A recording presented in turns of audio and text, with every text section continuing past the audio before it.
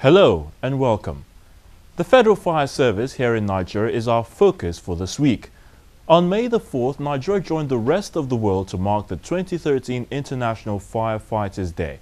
The day was instituted after a proposal sent by email across the world on January the 4th, 1999, owing to the death of 5 firefighters in tragic circumstances in a wildfire in Australia back in December the 2nd, 1998.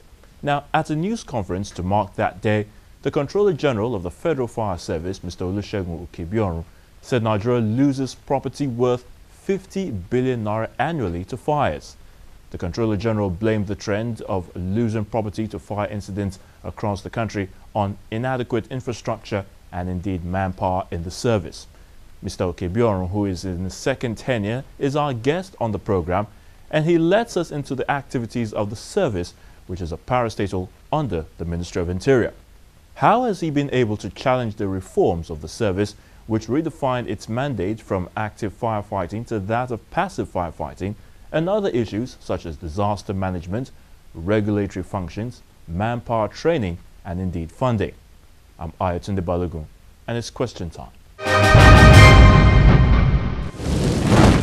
Mr. Olusegun Okebiorun, you're welcome to Question Time. Thank you. Now, it's a great pleasure to have you with us this week, looking at the Federal Fire Service, which you are the Controller General. Now, let me start by asking you, the very first question. Your organization, if I may put it that way, or agency, the Federal Fire Service, has a role of statutory responsibilities, part of which is fire prevention, mitigation, firefighting, paramedics, and providing information, to all Nigerians on the issue of fire disasters. Now, how has it been, since you assumed duty, of the fire service, Federal Fire Service, in keeping up with these statutory responsibilities? Since I took over as the Controller General of the Federal Fire Service, we have pursued that responsibility, that function rigorously and vigorously within the limit of our resources. Just like you should know, the management of fire emergency all over the world is highly capital intensive, and with the resources to the service, we just have to make up to ensure that we are afloat. And I think we have not done too badly in the last 4 or 5 years that I've been here. We've been able to contain most of the outbreaks of fire that have emanated within areas where we have been operating, except on a few number of occasions that this might go out of hand and then the whole public is aware of it. And that is not to say that the service, the federal and even the states, are not working silently, because on a daily basis you have outbreaks of fire which they attend to, and most of these outbreaks of fire are not even had by members of the public, except those who are really concerned. So the service has been doing very well, even though there are rooms for improvement, serious rooms for improvement of the service. Improvement in the areas of the infrastructure that are necessary for the men to do their job very well, because without the infrastructure, you cannot get the best in terms of emergency management.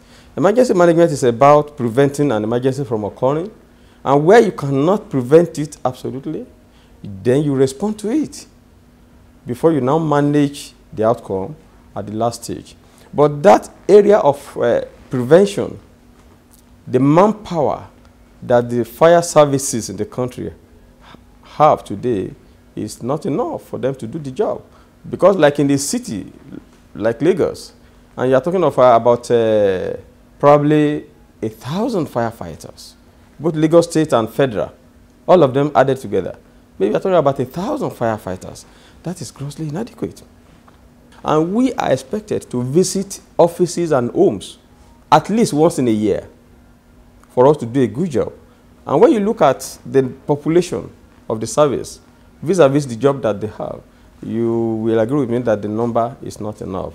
Now, I still want to take you up on the 2007 reforms. It's a good thing that you've already made mention of the states not wanting to key into some of the recommendations, as it regards day-to-day emergencies. Now, what's your take on their refusal, I'm talking about the states now, on having the operational arm of both the Lagos and the FCT, sectors coming together. What's your take on this?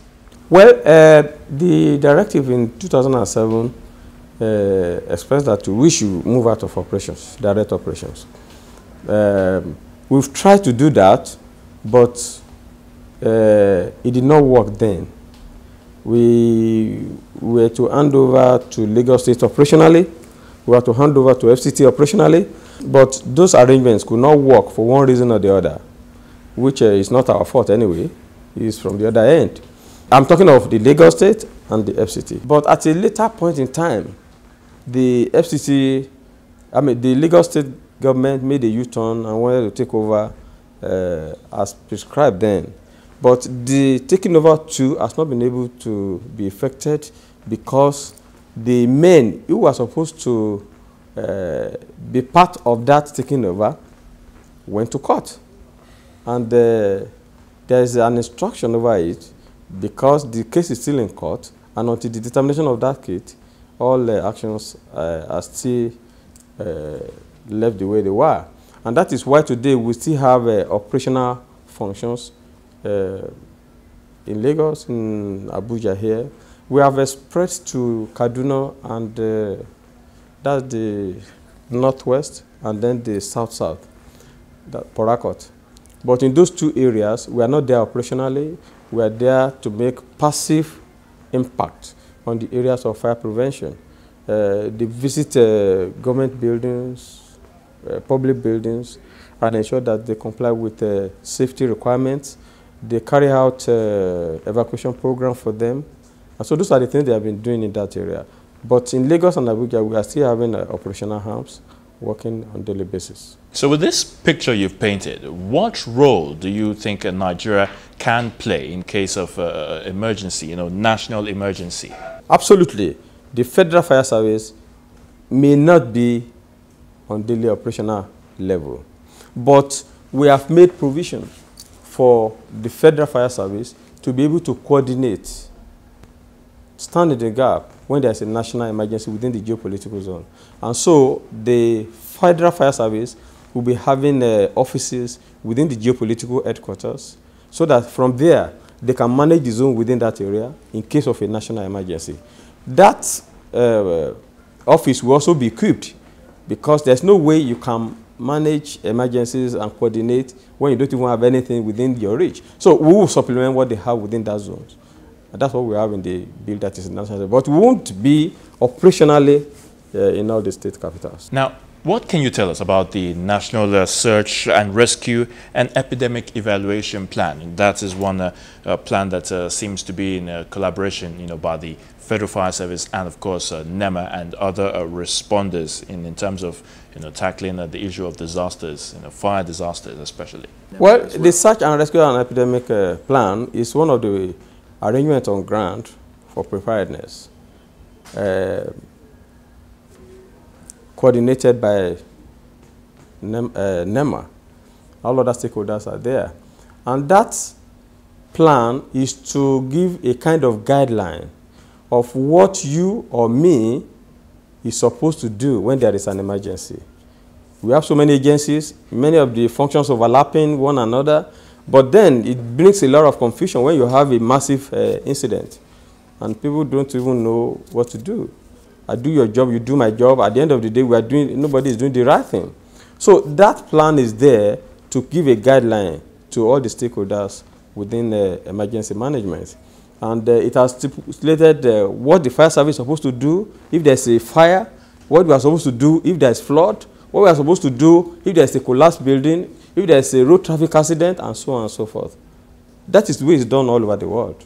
And it transcends to what we call the incident command system. The incident command system allows you to control the scene without much problem.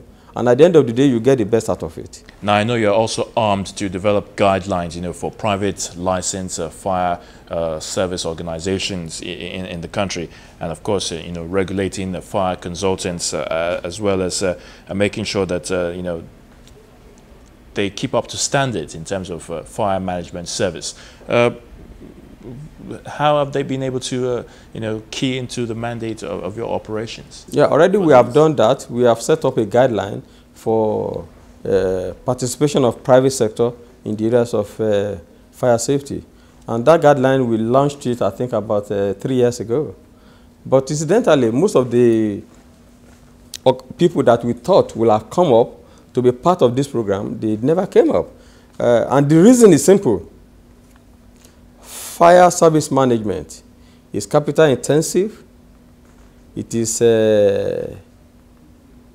coming along with little profit if you come into it. And you know that no private man wants to come into a turbulent water that he doesn't even know how he can make a little money out of it. You go and fight fire, how do you get your money? And the arrangement that we have in the country today has not given the platform for this participation, especially through the states that are supposed to be part of this program. When you talk of a private organization coming into firefighting, let's put it that way, to firefighting, they basically have to liaise with the government within that environment. And then the government will now say, okay, we don't have enough fire stations within that axis. Go ahead and protect us in that area. So the man will go there and put his fire stations there. And then government will now say, okay, a retainership fee of so much will be paid to you on an annual basis. And each time you turn out to a fire scene, so amount of money will be paid to you. On that basis, they can make some little profit. And then the government can also shed off some responsibility to them.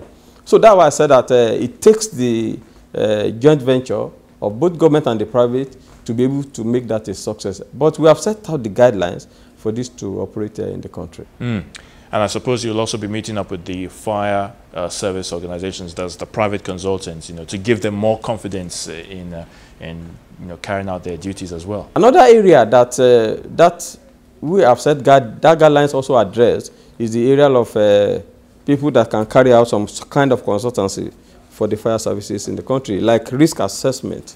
In most other countries, the private man does the risk assessment, which is certified and acceptable to the fire service. And so we have also opened the door for people who are knowledgeable in that area to come in and register as consultants in risk assessment.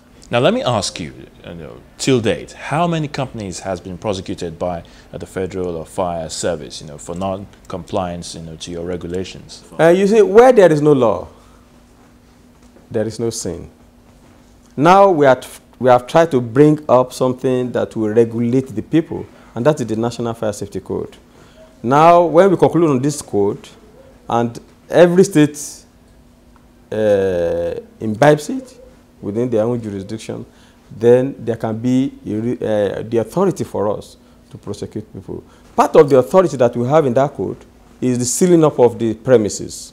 If you come into an area and you find out that the place is not protected, and then you give an advice of what to do, and a time limit within which to do it, then you go back for an inspection again. And if it's not done, probably you give another time limit for them to carry out that amendment. If they don't do it, then you can seal up the place because it is not safe for either private or public transaction within that place. I'm going to ask another question now, and that is simply, how many states can we feel the presence of the Federal Fire Service? But before we do that, let's take this quick break, and when we come back, we shall continue on Question Time. Please stay with us. Every day as they happen, opinions arise. I lost money in Africa. Sanusi said he couldn't care about the shareholders.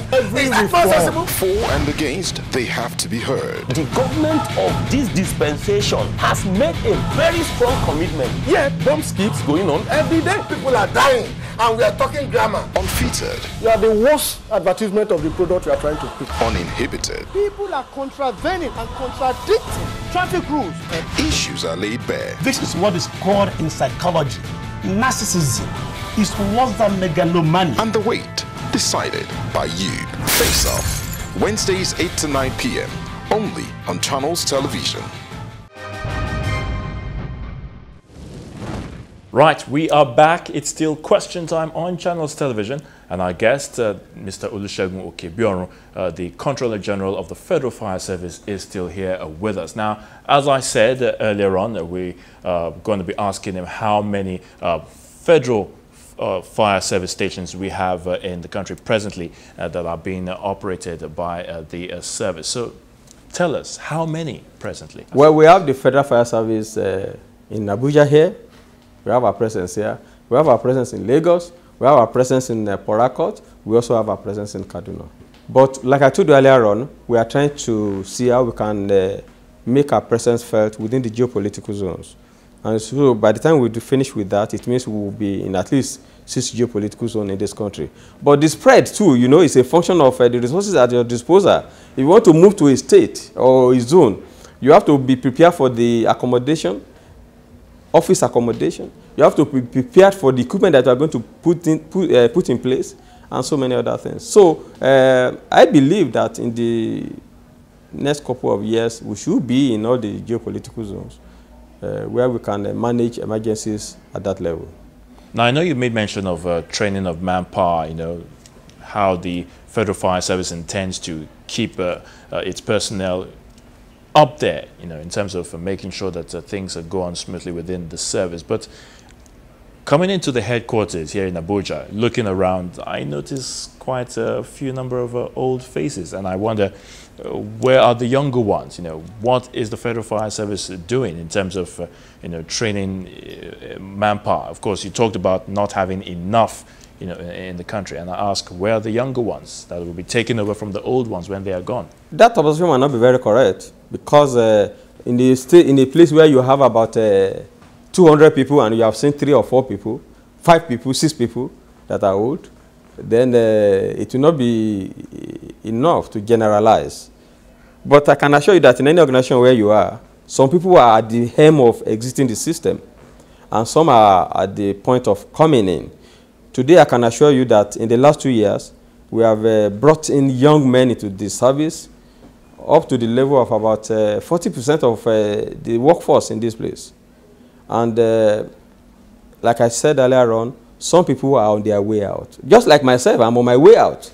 You understand? So many people are on their way out of the system. And when you see such people, they must have either been close to 60 years, or rather, they must have spent close to 35 years. That's the government guideline. So if somebody has spent 33 years, maybe he joined the service at the age of 22, and that's 55. So he must be looking old. Then he's on his way out. So that provides a whole lot of longevity. But today, we don't have a chunk of such people within the service. They are the minority, and they are on their way out. All right, well said. But how well informed are these men, talking about the younger personnel coming in, you know, getting to train them in firefighting skills? Yeah, the new recruits that we have in this country are coming in at a time when we are trying to do serious reform in the service for the training of firefighters. Before, we never had a training school in this country, what we can call a training school for emergency response. But today, the Federal Fire Service, by the grace of God and the government of this country, we have been able to establish a National Fire Academy in Shedda, and that academy is capable to train firefighters to international level. Training of firemen is not about what they learn in the classroom. It's about what they do in the real practical aspect. And for them to do that in a training school, you need those facilities. We call them props. You need those facilities to be there. For example, you want to train a fireman how to fight confined space fire. A confined space fire is an outbreak of fire in a place that is confined. Or maybe you want to train somebody how to fight fire in a high-rise building, and you are training him on the ground floor. There's no way you can do it. But the academy is providing that facility now, where we can train people for high-rise firefighting. We can train them for special firefighting, like confined space, flashover, and so many other things in the place. We now we have an aircraft for rescue operation at the National Fire Academy, a very large aircraft. We have a train also there to train firefighters on how to respond to such accidents, if we have it. We also intend to have some other things, to maybe oil fire and all the rest of them in the place. But the resources is also a determinant in that area. But notwithstanding, I think the government had tried enough to bring up that training school to a level at which we can say we can produce good firefighters in Nigeria. Now, Controller General, I don't know if you are aware, but over time there's been this public perception, of many Nigerians that the Federal Fire Service seems to be lacking, in terms of making sure that the public is aware, of fire safety, and some kind of education campaign is really getting to the knowledge of the people. What will you have to say about this? I may not absolutely agree with that, because sometimes we run jingles, maybe not for a long time. Like I told you earlier on, running jingles, running program on the television is a function of the fund at your disposal. If the fund is limited, then your program has to be limited. Otherwise, we run bankrupt. But I think we still manage within the available resources to do that. Even at now, we have organized to have a program in the fourth quarter of this year on one of these media to run for a period of 13 weeks, during which jingles will be aired, then the program itself will be aired. There's a program that's also being run on NTA5 in collaboration with us. And that's also to enlighten the members of the public. But I think generally, the members of the public are very lackadaisical about issue of fire.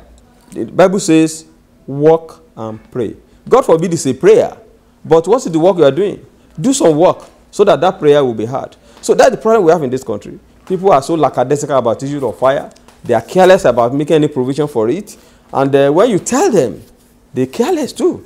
Some time ago, there was an allegation, from some quarters leveled against senior officials of the Federal Fire Service. One of which was having to do with, some of these officials having some interest, private interest in some of the funds that was given to the fire service, misappropriation and or should I say, mismanagement. Yes, misappropriation and mismanagement of some of these funds. How would you react to this? Yes, I'm aware of that petition.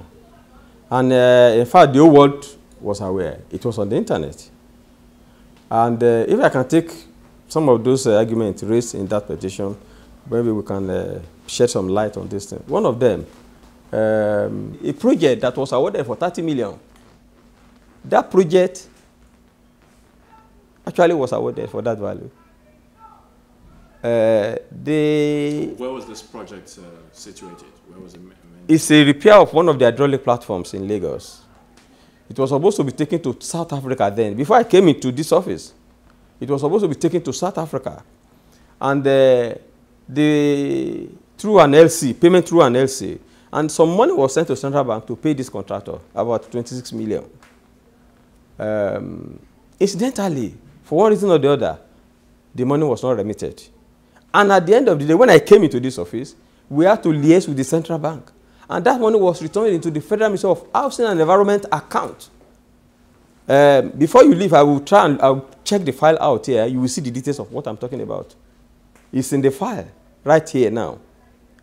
We'll look for it and then you will have a look at it. So people are just talking out of ignorance. And they said somebody has taken 30 million and put it in his pocket. Whereas the job was not done. Yes, I agree with that. The money was not remitted to the contractor. Yes, I agree with that. The money was remitted back into government account, Federal Ministry of Housing and Environment account. Everything is in the file. I can show you. So people are very frivolous sometimes when they write petition. Once they have a little information, they will never find out the details. And then the next thing is to write a petition. I think within a reasonable ability, we've been able to manage our resources adequately.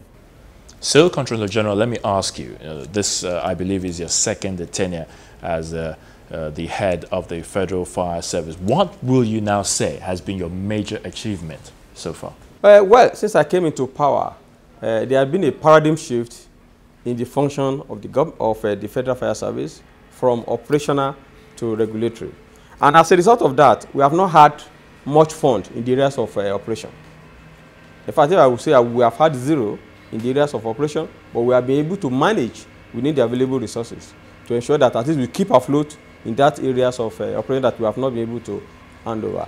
And in the areas of regulation, we'll be able to put some things in place. One, we were able to establish a national fire safety, a national council on fire, which is the platform for the Federal Fire Service to carry out its function as a regulatory agency.